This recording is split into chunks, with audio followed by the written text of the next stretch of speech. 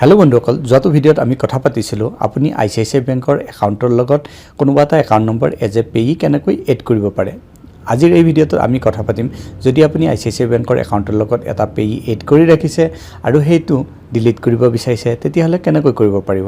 যদি আপুনি জানিব বিচাৰিছে চাই থাকক এই ভিডিঅ'টো শেষলৈ। আমি এই টপিকটোৰ ওপৰতে কথা পাতিবলৈ গৈ আছোঁ। নমস্কাৰ বন্ধুসকল, মই প্ৰণৱ আৰু স্বাগতম জনাইছোঁ মোৰ ইউটিউব চেনেল ডিজি ৱৰ্ক অসমলৈ। বন্ধুসকল, প্ৰথমতে আমি iMobile এপত লগইন হৈ যাম আৰু আগৰ প্ৰচেছখিনি ষ্টেপ বাই ষ্টেপ দেখুৱাম। বন্ধুসকল, আপোনালোকে দেখা পাইছে আমি এতিয়া আমাৰ মোবাইলৰ স্ক্ৰীনত আহি গৈছোঁ আৰু ICICI বেংকৰ মোবাইল বেংকিং এপ iMobile এপটো অপেন কৰি লৈছোঁ।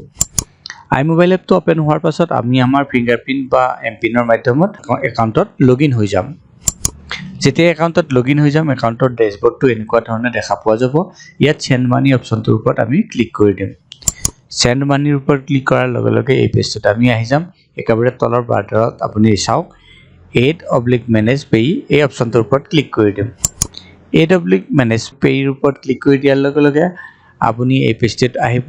এড পেয়ী পেজটোত ইয়াত আমি পেয়ী লিষ্ট দেখা পাম অপশ্যন, তাৰ ওপৰত ক্লিক কৰিম। পেয়ী লিষ্টৰ ওপৰত ক্লিক কৰাৰ লগে লগে ইয়াত আমাক ICICI বেংকৰ একাউণ্ট নে আদাৰ বেংকৰ একাউণ্ট সেইটো চিলেক্ট কৰিব কোৱা হৈছে।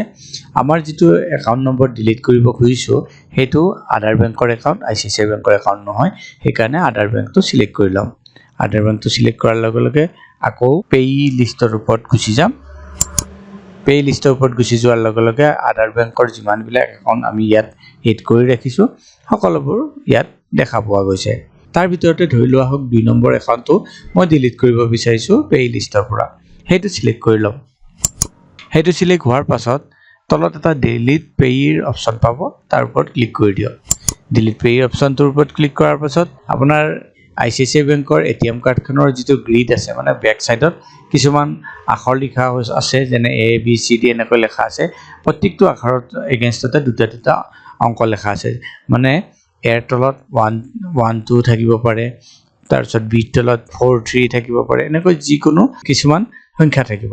এতিয়া তাৰ পৰা আপুনি ই আখৰটোৰ তলতে কি সংখ্যা লিখা আছে সেইটো লিখিব লাগিব ইয়াত। তাৰপিছত এইচৰ এগেইনষ্টত কি সংখ্যা লিখা আছে সেইটো লিখিব লাগিব আৰু কেৰ এগেইনষ্টত কি সংখ্যা লিখা আছে সেইটো ইয়াত লিখিব লাগিব।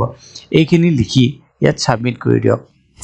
ছাবমিট কৰি দিয়াৰ লগে লগে আপুনি দেখা পাব ইয়াত the payee has been deleted successfully, মানে যিটো পেয়ী আপুনি ডিলিট কৰিব বিচাৰিছিলে সেইটো ছাকচেছফুলি ডিলিট হৈ গৈছে। এতিয়া ওকে কৰি দিব পাৰে। বন্ধুসকল, এনেকৈয়ে আপুনি যদি ICICI বেংকৰ একাউণ্টৰ পৰা কোনোবা এটা পেয়ী ডিলিট কৰিব বিচাৰিছে iMobile এপটো ব্যৱহাৰ কৰি সহজতে এই ধৰণে কৰিব পাৰে। আশা কৰিছোঁ এই ভিডিঅ'টো আপোনালোকৰ পচন্দ হৈছে। কেনেকৈ আপুনি iMobile এপত গৈ আপোনাৰ ICICI বেংকত এড কৰি থৈ দিয়া পেয়ীটো ডিলিট কৰিব পাৰে তাৰ বিষয়ে জানিব পাৰিলে। যদি এই ভিডিঅ'টো পচন্দ হৈছে ভিডিঅ'টো কৰক লাইক আৰু চেনেলটো ছাবস্ক্ৰাইব কৰিবলৈ নাপাহৰিব। পুনৰ লগ পাম আন এটা ভিডিঅ'ত। তেতিয়ালৈ বন্ধুসকল, নমস্কাৰ।